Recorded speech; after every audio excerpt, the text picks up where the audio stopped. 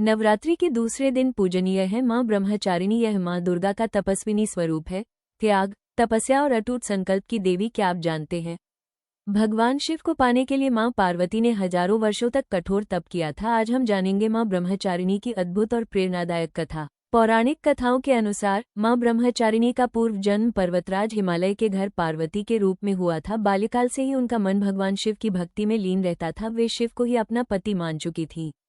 जब नारद मुनि ने पार्वती को बताया कि भगवान शिव ही उनके योग्य वर हैं, तब पार्वती ने उन्हें पाने के लिए कठोर तपस्या करने का संकल्प लिया। राजकुमारी होते हुए भी उन्होंने महलों का सुख छोड़ दिया और वन में जाकर तपस्या आरंभ कर दी। सबसे पहले उन्होंने कई वर्षों तक केवल फल और फूल खाकर जीवन बिताया, फिर उन्होंने पत्तों पर निर्भर रहना शुरू किया। इसी कारण उनका नाम पड़ा अपर्णा। लेकिन उनकी तपस्या यहीं नहीं रुकी। उन्होंने वर्षों तक बिना भोजन और जल के तप किया। धूप, वर्षा और ठंड सब कुछ सहते हुए वे अडिग रहीं। उनकी इस कठोर साधना से तीनों लोक कांप उठे। देवता चिंतित हो गए और ब्रह्मा जी से प्रार्थना की। तब आकाशवाणी हुई, हे देवी, आपकी तपस्या सफल हुई। भगवान शिव आपको पत्नी रूप में स्वीकार करेंगे।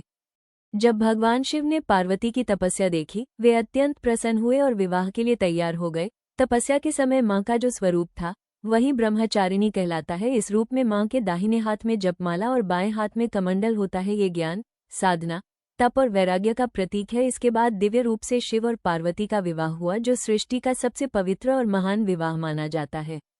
ब्रह्मचारिणी की कृपा चाहते हैं तो सच्चे मन से उनका स्मरण करें। मां हर उस भक्त की मनोकामना पूरी करती है जो कभी हार नहीं मानता। जय मां ब्रह्मचारिणी, जय माता दी। ऐसी ही पौराणिक कथाओं के लिए चैनल को सब्सक्राइब जरूर करें।